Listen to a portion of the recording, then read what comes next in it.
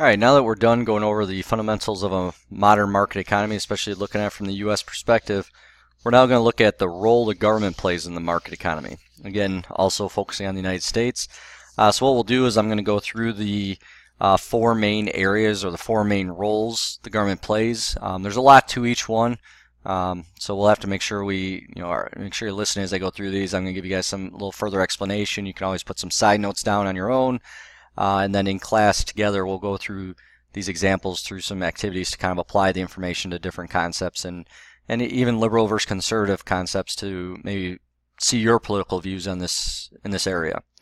All right, so what we talk about when we start with the government's role is we have to identify this term called an externality or market failure.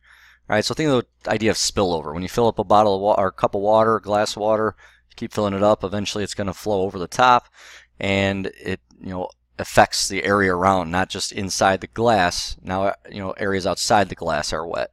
And that's kind of the idea of a market failure. It's the idea that you and I, all right, if we want to buy something, you go to the store and you buy it. The market takes place between you, the consumer, and the producer. An externality is when someone that's not the producer or the consumer is either benefiting or paying some of the costs of that exchange. All right, so the question I first ask is, do all people enjoy the smell of cigarette smoke? So obviously no. Most people would, maybe not most, but I would think most people would probably say no, we don't enjoy the smell of cigarette smoke. So you have a producer selling the cigarettes, you have a consumer buying the cigarettes, and then people who don't want to be part of that market still are going to smell the cigarette smoke when someone's smoking. All right, so this is where the governments come in and say, you know what, this is a market failure that we can, affect, or we can try to help fix by creating rules and stuff where you can't smoke in public places or restaurants. One of the things that we see the City of Joliet has done over the years is create positive externalities by giving tax breaks to places like Amazon to open a warehouse, or IKEA to open a warehouse in the City of Joliet area. All right, so that's the positive side effect of that is it's created good jobs. All right, the stores and restaurants around here now have more people coming to the area, so they're going to make money, spend that money maybe in the City of Joliet, and there's a positive side effect. All right, others are affected in a positive way. So the reasons for government intervention in the market economy, I'm just going to kind of break this down, and then we'll go into more detail, is the private markets cannot or will not provide public goods. So because the private markets sometimes just don't offer things that need to be offered, the government has to come in and make sure that those things that you and I have to have are still being provided through the form of a public good. Providing legal framework or social framework. Right, so these are the areas that, think of a legal binding contract, or, the laws as far as pollution goes, to make sure that things are being done in a legal way. All right, that businesses are following the law. And if I buy something, I can show proof of ownership. So there's some different ways that the legal side has to be played into our economy. So the government has to play that role as well. And then to kind of sum these two up, to decrease negative externalities and promote positive externalities. So the government's going to come in and say, okay, we need to try to do things to stop these negative side effects from happening. And then we're also going to come in and try to do things to try to promote these positive side effects from happening. All right, so like again, going to those two questions at the beginning of the slide, looking at, okay, the government coming in and changing the laws on when and where you can maybe smoke, and to decrease those negative externalities, but then also coming in and saying, hey, let's give some tax breaks to these big companies so they come to Joliet and offer those good paying jobs to promote some positive side effects or externalities in our system. All right, so the first one we'll look at, number one, government role is to improve market performance. All right, so we talk about in the United States being, one of those fundamentals, is the idea of private property. Well, the government's got to play that role to protect that private property. It's all well and done if I say I own this, but how do I show proof of that? Whether, someone can just come and claim it for themselves.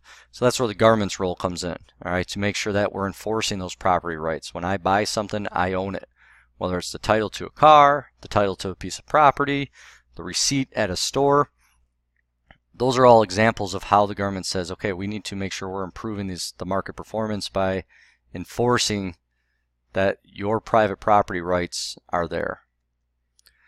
Establishing fiscal policy is a little bit more kind of confusing. All right, this will be a larger piece of Unit 5, But just looking at a base level, the government's going to say, okay, we're going to do things with raising and lowering taxes, and the monetary policy piece is they're going to do things as far as the money supply and interest rates go.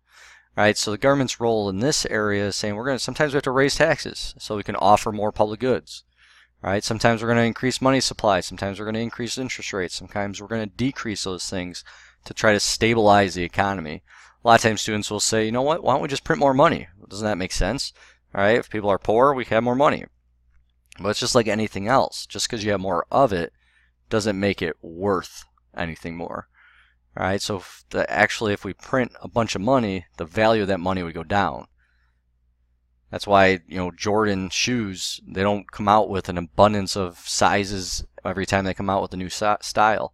They have a limited supply, so the value of those shoes stays high. If they made enough so everybody can have access to them, you wouldn't be paying the prices that people pay for those shoes anymore. So if they put more money out there, the value of that money would go down, and we wouldn't necessarily want that. And then the interest rates idea is sometimes the government wants to encourage people to borrow money and spend it. And then there's other times if too many people are borrowing money and we're spending it too fast, it sounds crazy, but it's just like filling up a balloon too fast. If you fill it up too fast, it's going to pop, and we can't let the economy do that. So sometimes the government is going to say, you know what, we need to raise our interest rates, banks, so that we can slow down that economic growth so it stays stable. All right, enforcing contracts. We talked about this, the idea of a legal binding contract. So the government's going to play that role to make sure that when you agree to pay for something, whether it's a credit card, a car payment, a mortgage, a landlord and a lease, those things can be enforced. All right, it's not just an arbitrary signature that can't be enforced, because if it couldn't be enforced in a court of law, you and I would be signing loan payments for the nicest cars out there and then just never paying them. And then there's just a bunch of areas that the regulations of so consumers can trust their sellers come into play. When you and I go to the store and buy something, we want to know that what we're buying isn't going to hurt us, right? So there's some regulations that we've talked about before. The FDA, making sure that our food is produced in a clean way, making sure our food is produced in a way that's not going to hurt us or harm us. Licenses to perform certain jobs, right? So such as a teacher or a lawyer. If I wanted to be a teacher in Wisconsin, I'd have to take a test and become a licensed teacher in Wisconsin. If I want to be a lawyer in another state, the same thing. Even people that cut hair, cosmetology, all right, you have to get a license to perform those jobs to make sure that you're qualified to do those certain tasks. Not allowing the ownership of a monopoly. All right, again, we talked about this with the last unit, and we're usually okay with this. We don't want someone to come in and own the complete area of a product, because then they can do whatever they want to the prices. And we like competition, because competition drives the prices down, and competition gives you and I better options. An example of this a few years ago, and more than that probably now, is like 2013 or 11. Sprint tried to buy T-Mobile, I believe, and the government said, we're not going to allow that purchase to go through. That'd be getting closer to Sprint forming a monopoly in the cell phone industry. So they did not allow that. So Sprint and T-Mobile are still separate entities. And the last piece here is the environment, all right, where the EPA limits use of certain substances and pollutions. Sometimes it's controversial. How much regulation is enough, how much is too much or not enough. And this, some of these regulation pieces, this is where it becomes more political as far as your views, liberal or conservative views go. All right, the next one, hit this one a little quicker probably because we've talked about this quite a bit, is the idea of providing public goods. Again, certain goods are just not going to be offered on a private market, all right, in a way that is sufficient for you and I, the American citizen. So things like you see there in your example list there: national defense, traffic lights, snow removal in our towns, roadways being made, public safety, fire protection, police protection.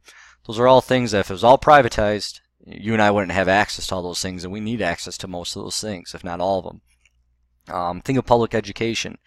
If the only education you could get was a private education, most of us wouldn't be able to afford that. I think the going rate right now is almost $12,000 a year to go to JCA or Providence. Most of us would probably be out of the education realm then and wouldn't be getting educated. So providing public education is a public good Because in a private market, you and I wouldn't get access to those things, or wouldn't be able to afford access to those things. And those are things we all need.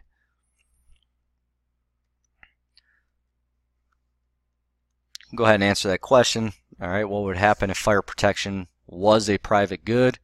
We've identified that before. I would have to pay for it in order to get it.